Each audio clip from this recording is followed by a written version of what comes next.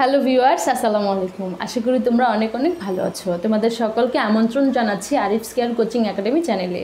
Class 5-এর বন্ধুরা, আজকে তোমাদের সাথে আলোচনা করব খুব সুন্দর, খুব মজার একটি কবিতা নিয়ে। সেই কবিতাটি হচ্ছে স্বদেশ। স্বদেশ কবিতাটি লিখেছেন কবি আহসান হাবিব। আমরা যারা যারা কবি আহসান হাবিবের আরও অনেক অন্যান্য যে কবিতাগুলো রয়েছেন সেগুলো পড়েছি, তারা কিন্তু জেনে গিয়েছি যে কবি আহসান হাবিবের কবিতায় কিন্তু মূলত বাংলাদেশের প্রকৃতি এবং বাংলাদেশের গ্রাম অঞ্চলকে ঘিরেই বেশিরভাগ কবিতাগুলো লেখা। স্বদেশ কবিতাটি কিন্তু আমরা নাম শুনেই বুঝতে পারছি যে আসলে স্ব মানে হচ্ছে নিজ এবং দেশ মানে তো দেশ। এই স্বদেশ হচ্ছে নিজ দেশকে ঘিরেই কিন্তু স্বদেশ কবিতাটি লিখেছেন কবি আহসান হাবিব। তো চলো শিক্ষার্থী বন্ধুরা, আমরা স্বদেশ কবিতাটি শুরু করি। স্বদেশ কবিতাটি শুরু করার আগে আরেকটি কথা বলে নিচ্ছি। আমরা যদি এই কবিতাটির দিকে তাকাই তাহলে কিন্তু দেখতে পাবো যে এখানে কয়েকটি লাইন পরেই কিন্তু কমা দেওয়া আছে, দাড়ি দেওয়া আছে, আর যেখানে হচ্ছে কমা আছে সেখানে হচ্ছে সম্পূর্ণ ভাবটা কিন্তু প্রকাশ পায় না, এবং যেখানে দাড়ি সেখানেই কিন্তু মনের সম্পূর্ণ যেই ভাবটা আছে সম্পূর্ণটা প্রকাশ পায়। তো আমাদেরও কিন্তু সেই অনুযায়ী বিরাম চিহ্ন অনুযায়ী কিন্তু কবিতাটি আমাদের পড়তে হবে। তো তোমরা একটু ধৈর্য সহকারে আমার কবিতা পড়াটি শোনো এবং বোঝার চেষ্টা করো, তাহলে কিন্তু তোমরা খুব সহজে পরীক্ষায় অ্যান্সার করতে পারবে যখনই এই স্বদেশ কবিতা নিয়ে প্রশ্ন আসবে। তো চলো শিক্ষার্থী বন্ধুরা, আমরা কথা না বাড়িয়ে কবিতাটি পড়তে শুরু করি। স্বদেশ আহসান হাবিব। স্বদেশ কবিতাটি লিখেছেন কবি আহসান হাবিব। এই যে নদী, নদীর জোয়ার, নৌকা সারে সারে, একলা বসে আপন মনে, বসে নদীর ধারে, এই ছবিটি চেনা। এই যে নদী, নদীর জোয়ার, অর্থাৎ একটি নদীকে বলা হয়েছে একটি নদী, এবং সেই নদীতে কিন্তু অনেক জোয়ার, নৌকা সারে সারে, সেখানে কিন্তু অনেক নৌকাও রয়েছে সারে সারে। একসাথে যখন অনেকগুলো নৌকা থাকে একটির পর একটি, সেটিই কিন্তু নৌকার সারি বলা হয়, এই নৌকা সারে সারে। এই যে নদী, নদীর জোয়ার, নদীতে অনেক জোয়ার, নদীতে যখন অনেক ঢেউ আসে, পানি অনেক উথাল পতন হতে থাকে, তখনই কিন্তু সেই অবস্থাটিতেই কিন্তু নদীর জোয়ার বলা হয়। নদীর জোয়ার, নৌকা সারে সারে, একলা বসে আপন মনে, বসে নদীর ধারে, এই ছবিটি চেনা। একলা বসে, কেউ একজন এখানে বলতে কবি নিজেকেই বলেছেন। কবি নিজেই কী করছেন? একলা বসে আপন মনে, বসে নদীর ধারে। আপন মনে হচ্ছে নদীর ধারে বসে আছে, এই ছবিটি চেনা। আমরা যখনই এই লাইনটি পড়ব তখনই কিন্তু আমাদের চোখে ভেসে উঠছে একটি নদী, নদীতে অনেক জোয়ার, এবং সেখানে হচ্ছে নদীতে অনেক নৌকা সারে সারে বাঁধা আছে। একলা বসে আপন মনে, কেউ একজন বসে আছে নদীর ধারে এবং নিজের মনে ভাবছে, এই ছবিটি চেনা, এবং আমাদের মনে কিন্তু এই ছবিটি ভেসে উঠছে। মনের মধ্যে যখন খুশি এই ছবিটি আঁকি, এক পাশে তার জারুল গাছে দুটি হলুদ পাখি, এমনি পাওয়া এই ছবিটি করিতে নয় কেনা। মনের মধ্যে যখন খুশি এই ছবিটি আঁকি। আমাদের যখনই খুশি হয় তখনই কিন্তু, যখনই ইচ্ছা হয় তখনই কিন্তু আমরা চাইলে আমাদের মনের মধ্যে একটি ছবি এঁকে ফেলতে পারি, এবং মনের মধ্যে ছবি আঁকতে গেলেই কিন্তু আমাদের প্রথমে একটি নদী ভেসে ওঠে, সেখানে অনেক গাছ থাকবে, নৌকা থাকবে, নদীতে অনেক ঢেউ থাকবে, নদীতে শাপলা ফুল থাকবে, এইরকম একটি ছবি কিন্তু আমাদের মনে ভেসে ওঠে। এক পাশে তার জারুল গাছে দুটি হলুদ পাখি, অর্থাৎ নদীর পাশে থাকবে একটি জারুল গাছ এবং সেই গাছের মধ্যেই বসে থাকবে দুটি হলুদ পাখি। এমনি পাওয়া এই ছবিটি করিতে নয় কেনা। এমনি পাওয়া এই ছবিটি করিতে নয় কেনা, অর্থাৎ আমরা চাইলেই কিন্তু একটি ছবি কিনে ফেলতে পারবো না। এমনি কিন্তু আমরা বাজারে কিন্তু অনেক ছবি, অনেক গ্রামের দৃশ্যই কিন্তু কিনতে পারি টাকার বিনিময়ে, কিন্তু সেই যেই বাংলাদেশের যেই ছবিটি রয়েছে, অর্থাৎ বাংলাদেশের প্রাকৃতিক সৌন্দর্যের যে মূল্য রয়েছে, সেই মূল্যটি কিন্তু আমরা টাকার বিনিময়ে কিনতে পারি না। এমনিতে অনেক ছবি কিনতে পারলেও কিন্তু সৌন্দর্যের মাহাত্ম্যটা আমরা কিনতে পারি না। মাঠের পরে মাঠ চলেছে, নেই যেন এর শেষ, নানান কাজের মানুষগুলো আছে নানান বেশ। মাঠের পরে মাঠ চলেছে, নেই যেন এর শেষ। আমরা যদি গ্রামে যাই তাহলে কিন্তু গ্রামে দেখব যে একটি মাঠের পর আরেকটি মাঠ এবং সেই মাঠের পর আরেকটি মাঠ, এভাবে কিন্তু পরপর অনেকগুলো মাঠ বয়ে চলে এবং সেই মাঠেরই মাঝখানে দেখা যায় ছোট্ট একটি ঘর। এভাবেই কিন্তু গ্রামগুলি সাজানো থাকে। নানান কাজের মানুষগুলো আছে নানান বেশ, অর্থাৎ নানান কাজের অর্থাৎ বিভিন্ন কাজের মানুষগুলো কিন্তু আছে নানান বেশে, অর্থাৎ বিভিন্ন বেশে রয়েছেন। যেমন গ্রামে রয়েছে কামার, কুমোর, জেলে, তাঁতি, কৃষক ইত্যাদি। কেউ ব্যবসা করেন, কেউ হচ্ছেন চাকরিজীবী, এরকম কিন্তু গ্রামে অনেক মানুষ রয়েছেন এবং তারা কিন্তু নানান বেশে থাকে। যেমন কৃষক মাথাল দিয়ে মাঠে যায় ঘাস কাটতে বা চাষাবাদ করতে, মাঝিও কিন্তু মাথায় মাথাল পরে থাকে। এছাড়া আরও যেই মানুষগুলো রয়েছেন কামার, কুমোর, তাদের মাথায় কিন্তু গামছা বাঁধা থাকে। তারা যখন কাজ করে তখন তাদের অনেক ঘাম হয় এবং এই জন্য কিন্তু তারা মাথায় গামছাটা বেঁধে রাখে। আছে নানান বেশ এবং তারা কিন্তু নানান বেশে এভাবে থাকে। যেমন কৃষক, কামার, কুমার, জেলে, চাকরিজীবী, ব্যবসায়ী, তারা কিন্তু বিভিন্ন ধরনের মানুষ কিন্তু বিভিন্ন ধরনের পোশাক পরে থাকে। যেমন কেউ পরে থাকে লুঙ্গি, পাঞ্জাবি, কেউ শার্ট প্যান্ট, আবার কেউ সালোয়ার কামিজ, কেউ শাড়ি ইত্যাদি বেশেই কিন্তু তারা থাকছে গ্রামের মানুষগুলো। মাঠের মানুষ যায় মাঠে আর হাটের মানুষ হাটে, দেখে দেখে একটি ছেলের সারাটি দিন কাটে।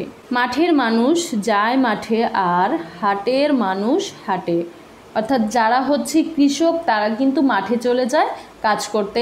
মাঠে যেই ফসল চাষ করে, কৃষক ক্ষেতে যেই ফসল চাষ করে সেটি চাষ করতে কিন্তু তারা চলে যায় কোথায়? মাঠে চলে যায়। আর হাটের মানুষ হাটে, অর্থাৎ অনেক মানুষই কিন্তু হাটে যেয়ে কেনা বেচা করে, এই জন্য কিন্তু তাদের হাটে যেতে হয়। তারা কোথায় চলে যায়? হাটে যায়। অনেক কৃষকই কিন্তু হাটে যায়, তার যে শস্য জাতীয় বিভিন্ন ধরনের বীজ রয়েছেন, ধান রয়েছেন, চাল রয়েছেন, সেগুলো কিন্তু বিক্রি করতে তারাও কিন্তু হাটে যায় এবং সেগুলো কিনে আনতেও কিন্তু তাদের হাটেই যেতে হয়। মাঠের মানুষ যায় মাঠে আর হাটের মানুষ হাটে, দেখে দেখে একটি ছেলের সারাটি দিন কাটে। অর্থাৎ একটি ছেলে কিন্তু দেখেই চলছে এবং সেটি কিন্তু দেখতে দেখতেই কিন্তু তার সারাটি দিন কেটে যাচ্ছে এই দৃশ্যগুলো দেখতে। অর্থাৎ মাঠের মানুষ যে মাঠে যাচ্ছে, হাটের মানুষ হাটে যাচ্ছে, তারপর হচ্ছে গ্রামে যেই মাঠের পর মাঠ রয়েছে সেখানে বিভিন্ন ধরনের মানুষ রয়েছে, তাদের বেশও বিভিন্ন ধরনের। এই দৃশ্যগুলো দেখতে দেখতেই কিন্তু একটি ছেলের সারাটি দিন কেটে যাচ্ছে। আমরা যদি একটু লক্ষ্য করি, মূলত আমাদের কবিরাই কিন্তু এই কাজটি করে থাকে। অর্থাৎ তারা প্রকৃতিকে পর্যবেক্ষণ করে এবং তাদের পর্যবেক্ষণ করেই কিন্তু তারা তাদের মনের মধ্যে যেই ছবিটি আঁকে সেই ছবিটি কবিতার মাধ্যমে আমাদের কাছে ফুটিয়ে তোলে। দেখে দেখে একটি ছেলের সারাটি দিন কাটে, এই ছেলেটির মুখ সারা দেশের সব ছেলেদের মুখেতে টুকটুক। এই ছেলেটির মুখ, অর্থাৎ কবি নিজেকেই বলেছেন এবং তার মাধ্যমে আমাদের সারা দেশে যেই ছেলে রয়েছেন সব ছেলেদের কথাই এখানে ফুটিয়ে তুলেছেন। এই ছেলেটির মুখ সারা দেশের সব ছেলেদের মুখেতে টুকটুক। টুকটুক মানে হচ্ছে আমরা জানি লাল বর্ণ যখন খুব গাঢ়ভাবে করা হয় তখনই কিন্তু সেখানে টুকটুক আমরা কিন্তু টুকটুক শব্দটা তখনই ব্যবহার করে থাকি। তো কবি এখানে বলছেন যে তার মুখ, অর্থাৎ কবির মুখ সারা দেশের সব ছেলেদের মুখের মতোই টুকটুক। কে তুমি ভাই প্রশ্ন করি যখন, ভালোবাসার শিল্পী আমি, বলবে হেসে তখন। এই যে কবি যে বা একটি ছেলে যে সারা দিন বসে বসে এই ভাবছে, নদীর ধারে প্রকৃতি পর্যবেক্ষণ করছে, তখন যদি তাকে অন্য কেউ এসে প্রশ্ন করে যে বা কে তুমি ভাই, এভাবে যদি প্রশ্ন করে, সে তখন হেসে বলে যে ভালোবাসার শিল্পী আমি, ভালোবাসার শিল্পী সে কিন্তু হেসে হেসে এই কথাটি বলবে। ভালোবাসার শিল্পী হচ্ছে বাংলাদেশকে ভালোবেসে, বাংলাদেশের প্রকৃতিকে ভালোবেসে যে পর্যবেক্ষণ করছে সেটিকেই কবি এখানে তার নিজেকে বলেছেন ভালোবাসার শিল্পী। এবং তাকে যদি কেউ প্রশ্ন করে যে তুমি কে, তখন কিন্তু সে উত্তরে সেই কথাটিই বলবে যে ভালোবাসার শিল্পী সে। এই যে ছবি এমন আঁকা, ছবির মতো দেশ, দেশের মাটি দেশের মানুষ নানা রকম বেশ, বাড়ি বাগান পাখালি সব মিলে এক ছবি, নেই তুলি নেই রং তবুও আঁকতে পারি সবই। এই যে ছবি এমন আঁকা, ছবির মতো দেশ, এই যে আমাদের এই দেশটি ছবির মতো করে এত সুন্দরভাবে আঁকা হয়েছে এবং আমাদের দেশটি কিন্তু সত্যিই খুব সুন্দর এবং ছবির মতো। আমরা কিন্তু ছবি আঁকতে গেলেই কিন্তু নীল আকাশ, নদী, গাছ, তারপর হচ্ছে পাহাড়, সূর্য, পাখি, নৌকা, এগুলো কিন্তু ছবি আঁকতে গেলেই কিন্তু আমরা এগুলো এঁকে থাকি এবং সেটিকে আমরা প্রাকৃতিক যে সৌন্দর্যটা আছে বাংলাদেশের সেটি কিন্তু ছবির মধ্যে ফুটিয়ে তুলি। এই যে ছবি এমন আঁকা ছবির মতো দেশ, অর্থাৎ বাংলাদেশটি কিন্তু খুবই সুন্দর এবং ছবির মতো এটি কবি এখানে আমাদের এই স্বদেশ কবিতায় আমাদের কাছে বলে দিয়েছেন। দেশের মাটি দেশের মানুষ নানা রকম বেশ, দেশের মাটি দেশের মানুষ নানা রকম বেশ। আমরা কিন্তু একটু আগেই দেশের মানুষের যে নানা রকম বেশ রয়েছে সেটি বলেছি। এখানে দেশের মাটিরও কিন্তু নানা রকম বেশ রয়েছে, যেমন দেশের মাটির কোথাও পাহাড় রয়েছে, কোথাও সমতল ভূমি রয়েছে, কোথাও নদী, কোথাও সাগর, কোথাও খোলা মাঠ প্রান্তর, এরকমই কিন্তু দেশের মাটিটাও কিন্তু এরকম রয়েছে। এই যে দেশের মাটির এই নানা রকম দৃশ্য, এটিকেই কিন্তু দেশের মাটির নানা রকম বেশ বলা হয়েছে। যেমন বেশ রয়েছে দেশের মানুষের, যেমন কেউ একটু আগেই বললাম যে কেউ হচ্ছে শাড়ি, কেউ লুঙ্গি, কেউ সালোয়ার কামিজ, কেউ প্যান্ট শার্ট পরছে, এই যে নানা রকম বেশে রয়েছে মানুষেরা, ঠিক তেমনিই কিন্তু দেশের মাটিও নানা রকম বেশে রয়েছে। বাড়ি বাগান পাখ পাখালি সব মিলে এক ছবি, বাড়ি বাগান পাখ পাখালি সব মিলে এক ছবি, অর্থাৎ বাড়িতে আমাদের গ্রামে যে বাড়িগুলো রয়েছে সেই বাড়িতেই কিন্তু পাশে বাগান রয়েছে, বাগানে অনেক গাছ রয়েছে, ফুলের গাছ, ফলের গাছ ইত্যাদি নানা ধরনের কিন্তু গাছ রয়েছে এবং সেই গাছের মধ্যে কিন্তু অনেক পাখি এসে বাসা তৈরি করে, সেখানে অনেক পাখি থাকে। তারপর হচ্ছে যখন ফুল ফোটে তখন অনেক প্রজাপতি দেখা যায়, পাখিরা আসে অনেক মিষ্টি সুরে গান গায়। এই সবগুলো মিলেই কিন্তু একটি ছবি হয়ে ওঠে আমাদের কাছে এবং সেই ছবিটি কিন্তু খুব সুন্দর, আমরা কিন্তু সেই ছবিটি খুব মুগ্ধ হয়ে দেখে থাকি।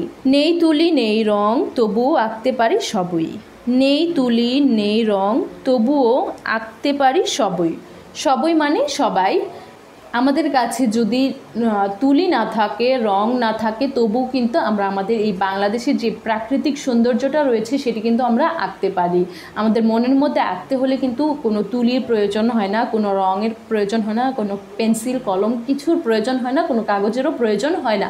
আমরা কিন্তু চাইলেই যখন খুশি তখন আমাদের মনের মধ্যে আমাদের এই বাংলাদেশের প্রাকৃতিক সৌন্দর্যের ছবিটি এঁকে ফেলতে পারি। তো এই কথাগুলোই মূলত বাংলাদেশের এই সৌন্দর্যগুলোই নিয়ে আমাদের কবি আহসান হাবীব ভাবছিলেন নদীর ধারে বসে এবং সেই কথাটি কিন্তু আমাদের এই স্বদেশ কবিতায় আমাদের কাছে বুঝিয়ে দিয়েছেন। তো শিক্ষার্থী বন্ধুরা, এই মূল ভাবটিই ছিল মূলত স্বদেশ কবিতায়। বাংলাদেশের প্রাকৃতিক সৌন্দর্যকে নিয়ে কবি আহসান হাবীব স্বদেশ কবিতাটি লিখেছেন আর এটিই কিন্তু আমাদের বুঝিয়ে দিয়েছেন স্বদেশ কবিতার মাধ্যমে। তো পঞ্চম শ্রেণীর শিক্ষার্থী বন্ধুদের কাছে বলবো, তোমাদের যদি আমার এই টিউটোরিয়ালটি ভালো লেগে থাকে তাহলে কিন্তু অবশ্যই লাইক কমেন্ট শেয়ার করবে। এছাড়াও আমি বলে দিচ্ছি, তোমাদের যদি আমার এই স্বদেশ কবিতা সম্পর্কে কোনো প্রশ্ন থেকে থাকে তাহলে কিন্তু অবশ্যই আমাকে কমেন্ট করে জানাবে। তো শিক্ষার্থী বন্ধুরা, তোমরা সুস্থ থেকো, ভালো থাকো, তোমাদের জন্য অনেক অনেক শুভকামনা। আল্লাহ হাফিজ।